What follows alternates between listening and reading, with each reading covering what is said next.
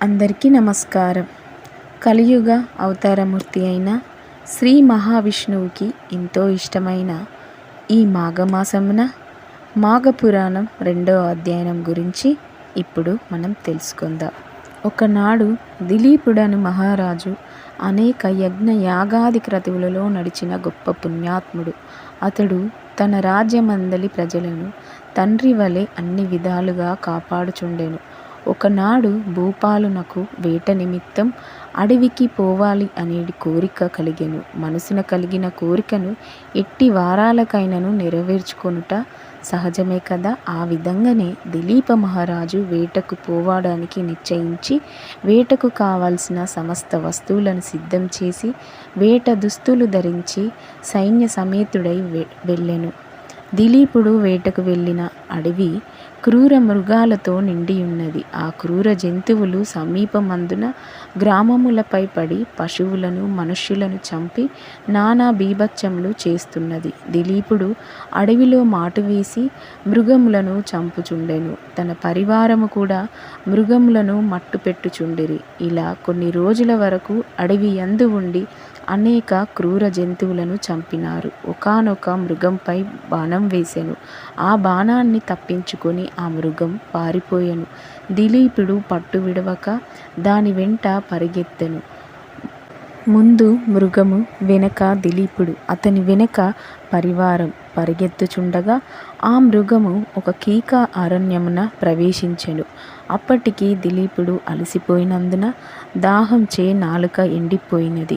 నీటి కొరకు పరివారమంతా వెతుకుతున్నారు. అదృష్టం కొలది ఆ సమీపంలో ఒక సరస్సు కనిపించినది. దానిని చూసి సంతోషపడి దిలీపుడు సరస్సును సమీపించెను. ఆ సరస్సు అంతులేని తామర పువ్వులతో నిండి అతి మనోహరంగా ఉండెను.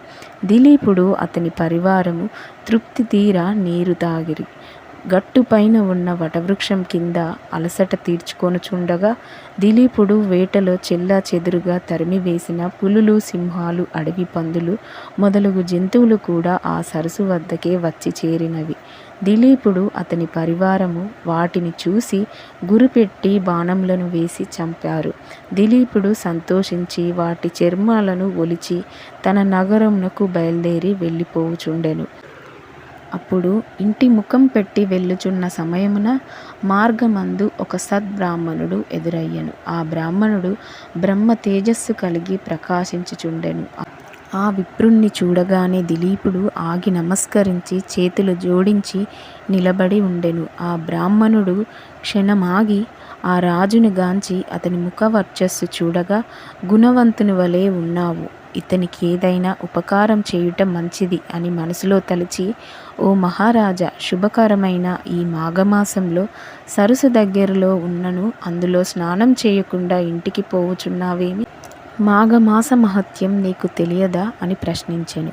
ఆ బ్రాహ్మణుని మాటలకు దిలీపుడు ఆశ్చర్యపడి ఆ వృద్ధ బ్రాహ్మణ్ణి చూసి, విప్రోత్తమ, అటుల ప్రశ్నించారేమిటి అని ఆశ్చర్యంతో పలికెను. పరమ పావనమైన మాఘమాసం కదా అని జ్ఞాపకం చేస్తున్నాను అని బ్రాహ్మణుడు పలికెను. చిత్తం స్వామి, నాకు గుర్తులేదు. రాజప్రసాదమున ఉన్న పురోహితులు చెప్పియుందురు.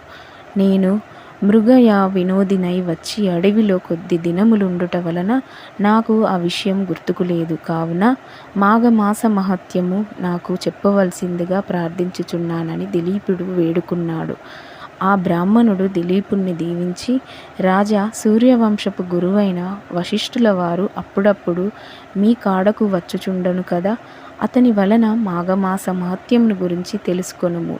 ఆ మహామునికి తెలియనిది అంటూ ఏదీ లేదు కనుక అటులా చెయ్యము అని చెప్పి బ్రాహ్మణుడు తన దారిన తాను వెళ్ళిపోయాను.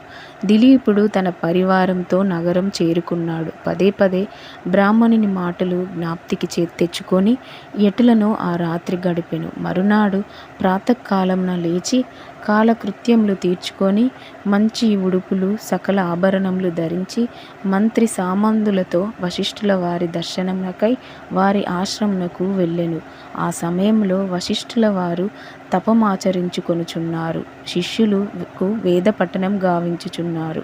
దిలీపుడు ఆ దృశ్యమును చూసి వారికి తపోభంగం కలగనీయరాదని కొంత సమయం వేచి ఉండెను. దిలీప మహారాజు వశిష్ఠుల వారి గురుతుల్యులు, అందుచే గురుభక్తి మిక్కుటముగా ఉండెను. కొంతసేపటికి వశిష్ఠుడు తపస్సు నుండి లేచి రాజును కుశల ప్రశ్నలడిగి ఉచితాసనమునపై కూర్చుండబెట్టి వచ్చిన రాజును కారణమేమని అడిగెను. దిలీపుడు వశిష్ఠునితో, ఋషి సత్తమ, తమ వలన నేను అనేక రాజధర్మాలు పురాణ ఇతిహాసాలు విని సంతుష్టుడనైతిని కనుక మాఘమాస మహత్యమును గాని దాని ధర్మములు గాని తెలియనందున ఆ విషయములు తమ నుండి తెలుసుకోవాలని కోరి తమ వద్దకు వచ్చి తిని కనుక పరమ పావనం మంగళప్రదమైన మాఘమాస మహత్యము వివరించవలసిందిగా కోరుతున్నాను అని అనెను.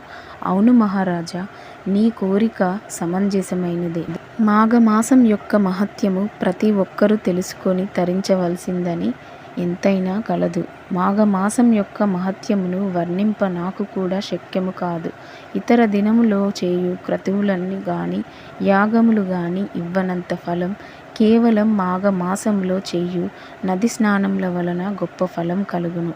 అటువంటి ఫలం నిచ్చు మాఘమాసం అన్ని విధములా శుభప్రదమైనది కనుక ఈ మాఘమాసం నందు చేయి నది స్నానం వలన మనుజుడు పుణ్యాత్ముడు అగుచున్నాడు. అంతేకాదు, మాఘము అన్ని విధాల పుణ్యప్రధానమైనది. అంతేకాక పుణ్యకార్యం వలన స్వర్గలోక ప్రాప్తి తాత్కాలికంగా కలుగును. కానీ మాఘమాసంలో సంపాదించిన ఫలం వలన శాశ్వత స్వర్గలోక ప్రాప్తి కలుగును. ఇంతకన్నా మహత్తు కలది మరొకటి లేదు అని దిలీపుడితో వశిష్ఠ మహాముని వివరించెను. మాఘపురాణం 2వ అధ్యాయం సంపూర్ణం.